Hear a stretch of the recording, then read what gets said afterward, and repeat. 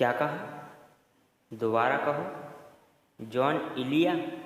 दिल में तीर गड़ गया, ये किसका नाम ले लिया।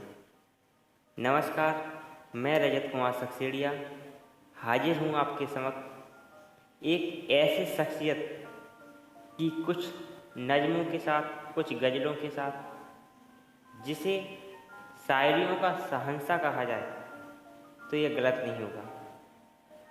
जॉन इलिया एक ऐसी शख्सियत जहाँ पर भी हिंदी उर्दू की गज़लों नज़्मों की बात हो, वहाँ पर जॉन इलिया की चर्चा ना हो ऐसा संभव नहीं है। जॉन इलिया जी की कुछ गज़लें आपकी ज़ुबान पर होगी और कुछ गज़लें आपकी ज़ुबान पर लाने का प्रयास मैं कर रहा हूँ, तो सुनिएगा। नज़्म है शर्म दहशत झिझक परेशानी। शर्म दहशत झिझक परेशानी, नाज से काम क्यों नहीं लेती। शर्म दहशत झिझक परेशानी, नाज से काम क्यों नहीं लेती। आप वो जी मगर ये सब क्या है। आप वो जी मगर ये सब क्या है, तुम मेरा नाम क्यों नहीं लेती। देखा, ऐसा प्रतीत हो रहा है कि जैसे आपस में वार्तालाप की जा रही हो। शर्म दहशत झिझक परेशानी, नाज से काम क्यों नहीं लेती। आप वो जी मगर ये सब क्या है, तुम मेरा नाम क्यों नहीं लेती। ये जो तकते हो आसमान को तुम, ये जो तकते हो आसमान को तुम, कोई रहता है आसमान में क्या। ये जो तकते हो आसमान को तुम, कोई रहता है आसमान में क्या। ये मुझे चैन क्यों नहीं पड़ता, ये मुझे चैन क्यों नहीं पड़ता। एक ही शख्स था जहान में क्या, एक ही शख्स था जहान में क्या। आज हम जॉन इलिया जी के बारे में विस्तार से बात करेंगे, लेकिन इससे पहले हम उस मिट्टी, उस जगह की बात करेंगे जिस मिट्टी की चमक हमेशा जॉन इलिया और जॉन इलिया जैसे कई कलाकारों में, उनकी शेर शायरियों में देखने को मिली है। जी हाँ, हम बात कर रहे हैं यूपी का जो अमरोहा। यहाँ से जॉन इलिया जैसे अन्य कलाकार निकले हैं, जिसमें से कमाल अमरोही, आपने नाम तो सुना होगा, कमाल अमरोही, जिन्होंने महल लिखी, पाकीज़ा बनाई, मुगले आजम का वो डायलॉग जो सलीम ने कहा था, क्या कहा था। शहर बदल जाता है, क्या शहर बदल जाता है, मुल्क बदल जाता है।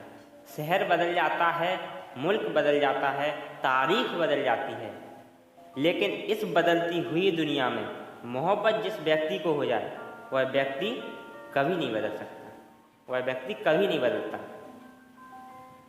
जॉन इलिया अपने नाम से बेहद बेइंतहा मोहब्बत करते थे, इसलिए उन्होंने कहा भी था, मैं जो हूँ, क्या कहा था, मैं जो हूँ जॉन इलिया हूँ जनाब, इसका बेहद लिहाज कीजिएगा। क्या कहा था, मैं जो हूँ जॉन इलिया हूँ जनाब, इसका बेहद लिहाज कीजिएगा। हम बचपन की बात करते हैं, जॉन इलिया तो बाद में बनी, लेकिन उस समय की बात करते हैं जब जन्म हुआ किस नाम से उनका जन्म हुआ। बचपन का इनका जो नाम था सैयद सिकते असगर नकवी। इनका जो नाम था सैयद सिकते असगर नकवी जी जो थे, इनका जो जीवन है, बचपन जो बीता है बिल्कुल पढ़ाई लिखाई वाले माहौल से बीता है। इसलिए बचपन में इन्हें भाषा का बहुत ज्ञान था।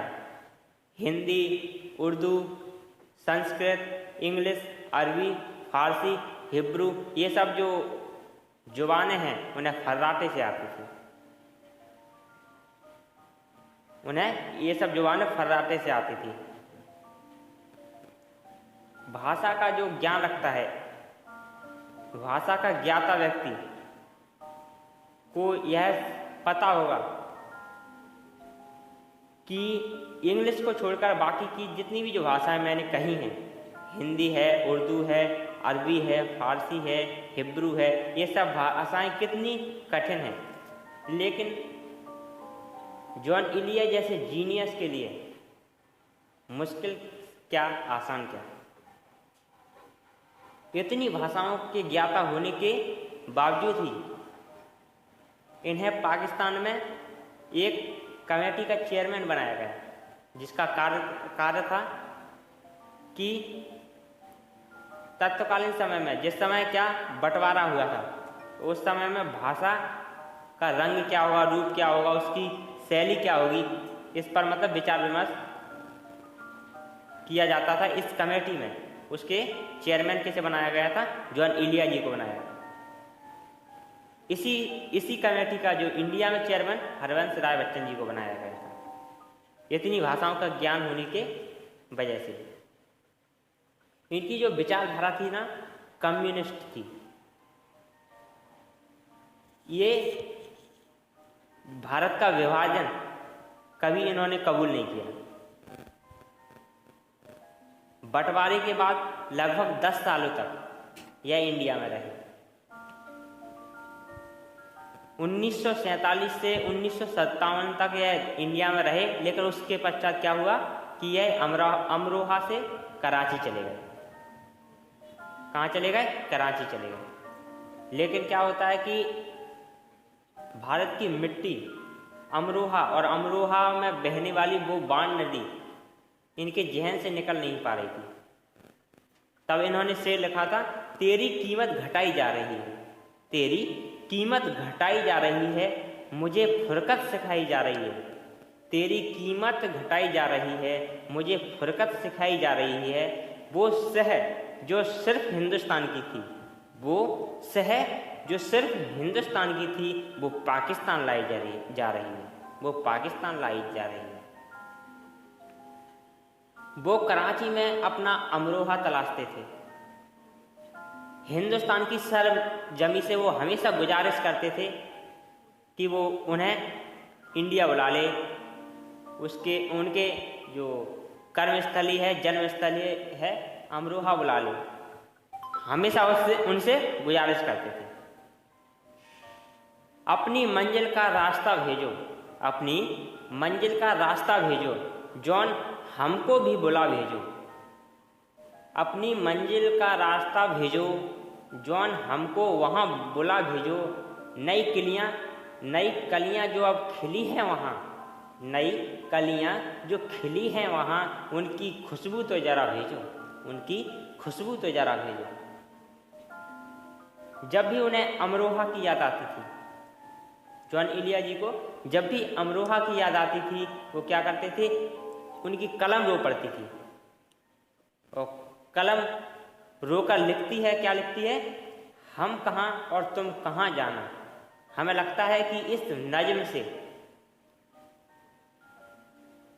वो अपनी अमरोहा वाली प्रेमिका से कुछ कहते हैं। क्या कहते हैं? हम कहाँ तुम कहाँ जाना, है कई हिज्र दरमिया जाना। हम कहाँ तुम कहाँ जाना, है कई हिज्र दरमिया जाना। अब भी झीलों में अश्क पड़ते हैं। सवाल पूछते हैं, अब भी झीलों में अश्क पड़ते हैं, अब भी है नीला आसमान जाना, अब भी है नीला आसमान जाना। हमें लगता है कि जिस जमीन ने उन्हें पैदा किया, उसे बिछड़ने का दुख उन्हें हमेशा रहा। हमारे जख्म ए तमन्ना पुराने हो गए, हमारे जख्म ए तमन्ना पुराने हो गए, कि उस गली में गए अब जमाने हो गए।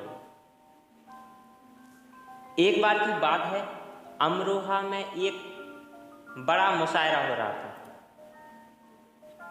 दूर दूर से शायरों को वहाँ पर इनवाइट किया गया था। पाकिस्तान से जॉन इलिया जी को भी बुलाया गया था। जब मंच से जॉन इलिया जी का नाम अनाउंस हो रहा था और मंच द्वारा कहा जा रहा था कि पाकिस्तान के मशहूर शायर जॉन एलिया जी आए, उन्हें इनवाइट किया गया, तो वह मंच पर आए, माइक के सामने जैसे ही कुछ बोलना चाहा तो क्या वो फवक फवक कर फूट कर रोने लगे और कहा कि हम आंधियों के वन में किसी कारवां के थे, हम आंधियों के वन में किसी कारवां के थे, जाने कहाँ से आए थे, जाने कहाँ के थे, मिलके तपाक से हमें ना कीजिए उदास, खातिर ना कीजिए कभी हम भी यहाँ के थे, खातिर ना कीजिए कभी हम भी यहाँ के थे।